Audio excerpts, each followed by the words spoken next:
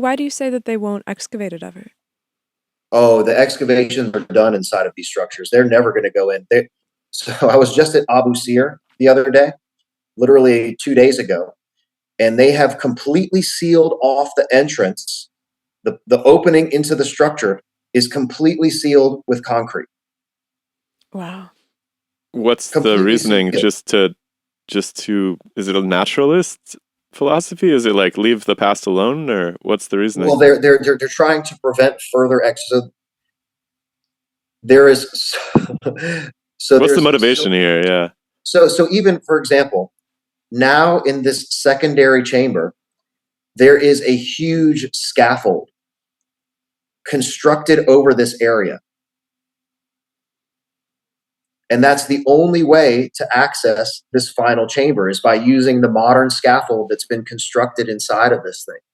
So they build this scaffold system to cover up this area, and there will never be any excavations inside of these structures. They just don't do it. Same thing with the new Great Pyramid discovery.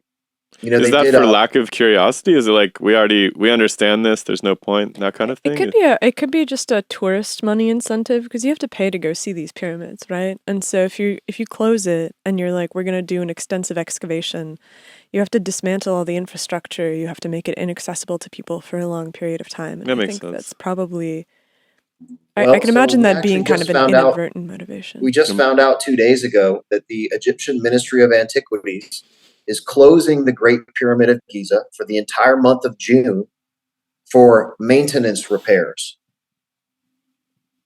where they're actually going in and doing just that. They're updating the access infrastructure, cleaning the inside of the pyramids, doing all these sorts of things. The excavation inside of the pyramids is done. They will never do any more intrusive excavations into these structures. Even, for example, with the Great Pyramid, we're going to get to some stuff here in just a minute, where there have been Doppler radar scans done illegally of the Great Pyramid that reveal far more than the new Muon scan project and that new shaft that was just discovered. And they will never carve a hole into the outside of the structure to investigate that. Never. You don't think it's possible some preeminent Egyptologist will that was going to be one my day question. find a great deal of intrigue in your ideas, or you don't think it could grow to the point where these questions had to be answered? So let's go back to the story of the original investigation of the Egyptian pyramids. So very early 1900s, late 1800s. The book is being written by people that were not chemical engineers, that were not scientists. They were historians and treasure hunters. So the book is written. It is set in stone that these things are burials. And that is the predominant narrative of all Egyptology. The entire tourism industry and infrastructure of Egypt is built around this story. It will never change. I think it will, man. We see this thing in science too, where they used to up until at some point the evidence amounts to become gross to look at. It's very difficult for the professionals to look at some pile of evidence, and they used to think the entire universe was inside of our galaxy until less than 100 years ago. And you see these paradigms playing out, especially at the frontiers of outer space, where the old ideas, even though they're huge and they've been going on for 1,000 years, the evidence it gets kind of gross to try to squirm out of the evidence at some point, and then all of a sudden there's a flashpoint where people are like, okay, let's look at this and maybe take this seriously. So I wouldn't be so down about it. You also have to understand that the way the Egyptian government works, and without being able to come here and see these monuments and these tourist sites in person, you will never see the absolute disregard for these ancient monuments. There is trash all over the place. They are completely disregarded. And the Egyptian government has absolutely no interest in trying to preserve or protect these monuments. It's a travesty what's happening at these monuments. You walk around the Giza Plateau, There's stray dogs, there's trash that is never collected. And this is stuff that you don't see it's the reality of being here in Egypt. The Egyptian government does not care whatsoever. What about Now, the in Egyptian regard to archaeology community? they don't care either. So they are excavating extant sites that are known to be burials. So there is still investigation going on. And I'm actually in touch with the lead archaeologist in Saqqara. And I was sharing with him the diagrams that we have of the LiDAR scans that show these underground shaft systems that connect the primary reaction chamber and the southern tomb, and also that lead out of the area of Saqqara. And he's very aware of these things, and they know that these things exist in these underground shafts, but that is not the priority of the Ministry of Antiquities, is not to look for these shaft systems. They are there to find burials, and they are excavating areas that are known to contain burials because that's what brings in the tourism money. People want to see the mummies. They want to find the riches. They're not here to investigate ancient alchemy. They're there to find treasure. Same thing the way the excavators and historians were in the past. Now, that being said, even archaeologists like Zahi Hawass, who was the head of the Egyptian Ministry of Antiquities, they love the alternative community because they also bring in a significant amount of tourist dollars. So they will allow people to come up with whatever theories they want to have about. They love the metaphysical community that believes that these are energy structures. They love the meditation community that come here to do the meditations and yada yada inside. They love it. Bring it on. The more tourist dollars, the better. But none of that tourist money goes into maintaining these sites. They're in here to build New Cairo. They're here to renovate Giza.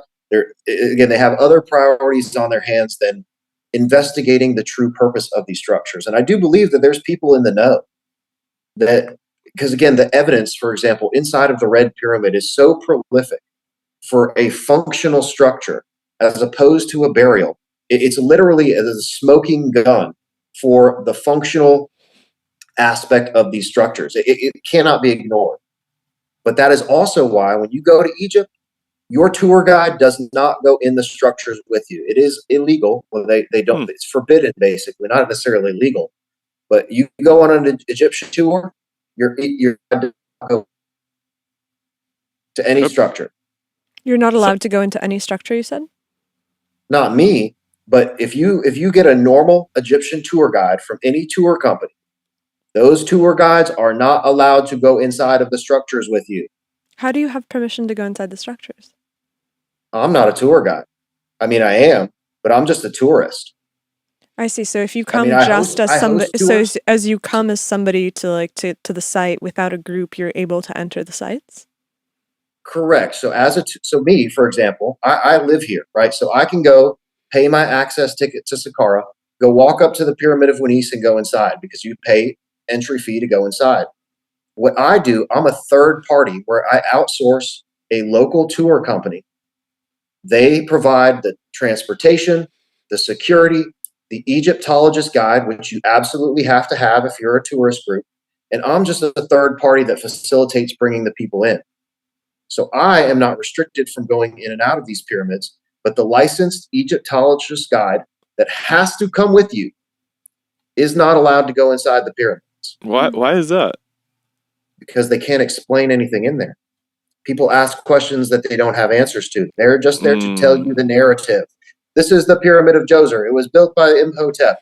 This is the Pyramid of Winis. These are burials. You get 30 minutes on site, get some pictures from Instagram, and then you go to the next site. That is how conventional Egypt tours work. I see it every single day when I go to the sites. The bus pull up, the people get off, they go take some pictures on the outside of the monuments. They're there for 15 minutes to a half an hour, and then they leave. So there's like a very national bureaucracy aspect to this. Absolutely. So people that haven't been to Egypt, that you'll never be able to understand how it works until you actually see it in person.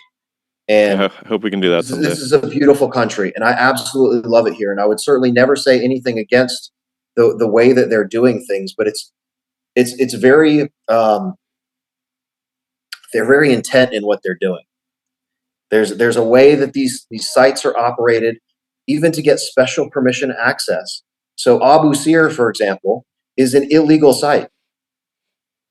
You cannot go to Abu Sir as a just public tourist. You have to get special permission from the Ministry of Antiquities and Tourism to go and access that site.